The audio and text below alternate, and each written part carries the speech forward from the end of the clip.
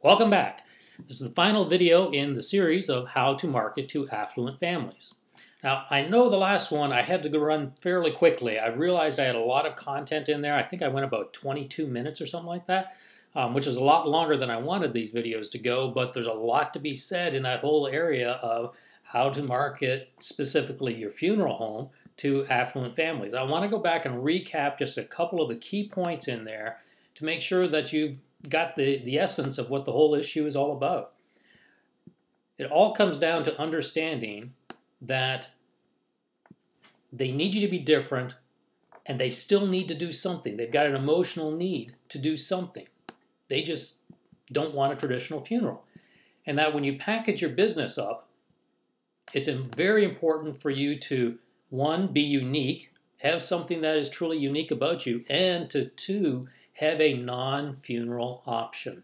You know, the whole idea of a loving farewell or a one last party or a farewell tribute or anything like that, those are all very, very important things. You've got to have something unique and a non-funeral thing so that the wealthy person is going to be willing to spend their money with you. And that it really comes down to, in that arrangement process, when you're working with them, to focus on this person, that baby boomer woman. She's in charge. You've got to have her in the room. You actually want as many of them in the room as possible. Put 3 or 4 women in the room, the chances of them doing nothing are slim. You know, they are going to do something if you put the right people in the room, and the right people are the baby boom women. So get them in the room. So those are the key points on the marketing process. Also on the pricing, just one more point in there that I think is very important to mention. Do not be afraid of having something priced at the high end. I have one client who created a package with a local Irish pub. They literally were selling Irish wakes. It was all going to be done at the Irish pub. They had a small banquet room there. It was a $20,000 package. The funeral home was going to make a very nice commission off of it, a significant amount of money off of this. In the first year, their pre-need person pre-sold 6 of them. The people want it. 6 at $20,000 a pop, that's not a bad bit of revenue. So people want the high end. You don't be afraid to put a package out there. Somebody will buy it. There's always a market for the high end. Okay, let's move on to the obituaries. Okay, let's talk about your current situation as it relates to obituaries. First, the obituary itself is fairly boring. It's statistical information. It's just the facts. It's the name, date, and the relatives, and service times. And that's really the way obituaries have been for a very long time.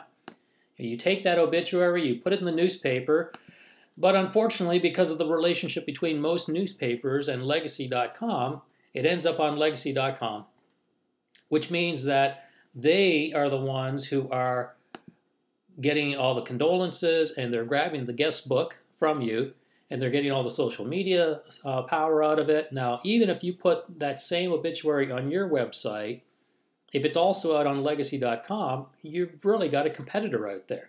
You know, you've got somebody who is basically stealing your obituary traffic. And that's just not a good situation. But you've got to look also at the trends of what's going on as it relates to society as a whole and how things can be done a little bit differently. First, you've got boomers who are, for the first time ever, actually comfortable and actively talking about death. You know, you've got websites out there like My Send Off, you've got Life Before Death, you've got the thing at Harvard University called the Conversation Project, where people are actively getting together and talking about end-of-life issues. Now, this is a huge shift in where boomers were even 5 or 10 years ago. You know, now people are actively talking about these end-of-life issues. You've also got a big trend related to genealogy, where people are actively searching out their history and making a huge effort to capture that history and pass it on to future generations. This is something that Again, it's been driven, I think, primarily by the aging of the boomer generation, where they're sitting there going, "Boy, we really didn't get the stories. Don't know what happened to our great grandparents. Sometimes they don't even know what happened to their grandparents." So this is a huge, huge trend in society that people are really caring about their history. The other big trend that I think is going on here is that boomers really want to get in the last word on things. Let's correct the spelling on that. You've got things like The Last Lecture by Randy Pausch. If you have not heard about that, go to YouTube, Google it, do a search on there, and just watch the video and pick up the book. I've read the book too. It's extremely good. It's a perfect example of how baby boomers really want to get in the last word. They want to leave some sort of a message. There's a huge trend of boomers recording their own farewell videos to be played at their memorial services. It's huge. There's a lot of people doing that these days. And it's all based upon boomers really wanting to get in the last word. So that, I think, those are three big trends that I think are going on in society, which when you take those and put them together, you've actually got a huge opportunity as it relates to the obituaries. I think the opportunity is to evolve the obituary, take it to the next level. Instead of thinking of it as a statistical piece of information that is really just geared at letting people know what time the service is, to take it and turn it into a full memoir. This is something that can be done either on a pre-need basis or an at-need basis. If you think on a pre-need, then you've got the opportunity to help somebody craft a story of their life and pass it on to future generations. If it's an at-need basis, you've got the opportunity there to then go in and capture that story in third person by interviewing the people there at the funeral home, or who just even through telephone interviews, interviewing people and developing the story and capturing it and preserving it and turning it into something that is way more than just a memorial obituary, but a memoir, the story of somebody's life. Think of it as like a newspaper article. If you were to contrast a newspaper article versus an obituary, they're two totally different things. Now, believe it or not, this is also a huge trend in society. There are businesses out there right now who are doing this. I've got a couple resources to give you here. One, there's a firm out there called Memoir Crafters. They are located in Bellingham, Washington. She primarily works with people in her local area, but I've spoken with her, and she would be interested in trying to work out something to help people around the country. Let me just pop over to her website here so you can see what I'm talking about. She's got a whole business built around writing memoirs, creating these life stories. And she calls them legacy letters, ethical wills.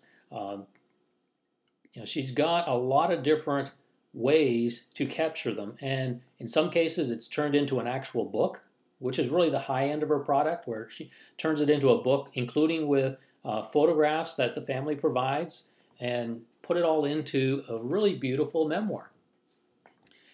This is a type of thing going on in society that really, really appeals to the affluent. Affluent people have the money to spend on something like this. Creating a book like this, at the high end, it might cost them a couple $1,000s. But if you take that and you integrate it into one of your packages, you create these higher end farewell packages and you integrate this in there and make it part of it, you've got a pretty nice, distinct service offering here. Probably something that nobody in your area is doing right now. Now, the person I contacted at Memoir Crafters is also part of an organization called personalhistorians.org. Let me pop over to their website here. Personalhistorians.org.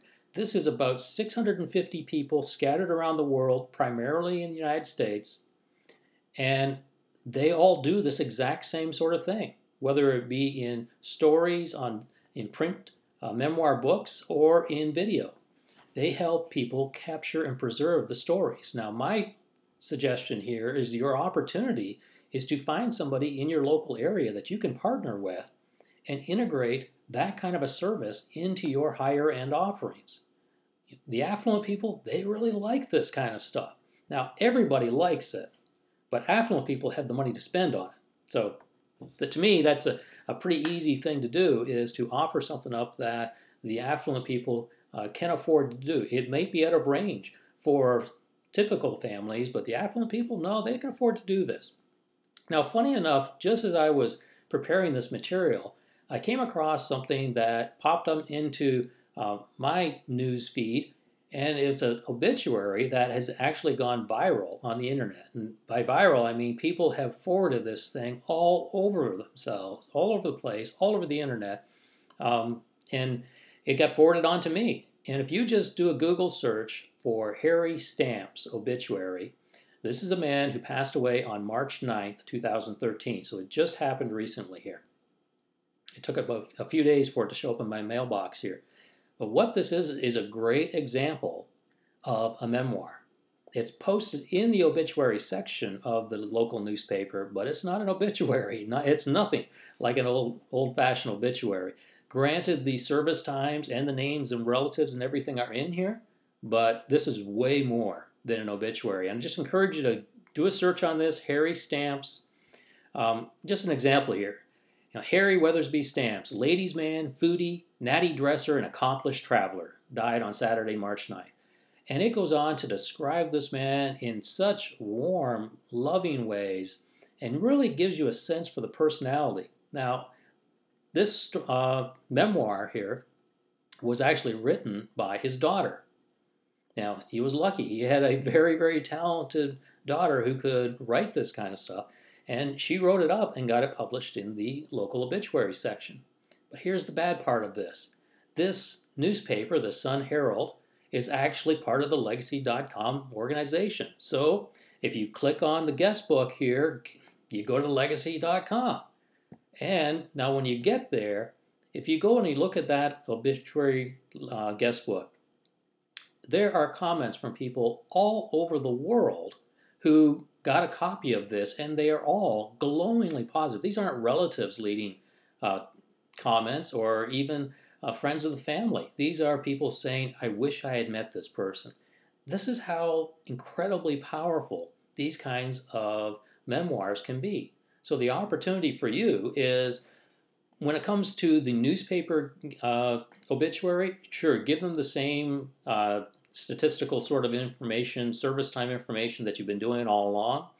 But when it comes to, when you create a memoir, publish that on your website so that when it goes viral, everybody's being drawn back to your website instead of being drawn to Legacy.com. So that's the real opportunity in this whole thing.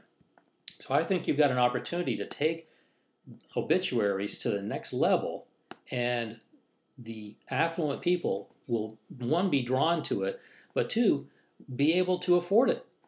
Regardless of what this costs, this is the type of thing that affluent people are going to really, really enjoy. So that's the video series. If you are down at the conference at ICCFA, please be sure to attend my session. Come up and introduce yourself afterwards. I always enjoy meeting the people who enjoy my videos. So that's it, and I'll see everybody at ICCFA in Tampa.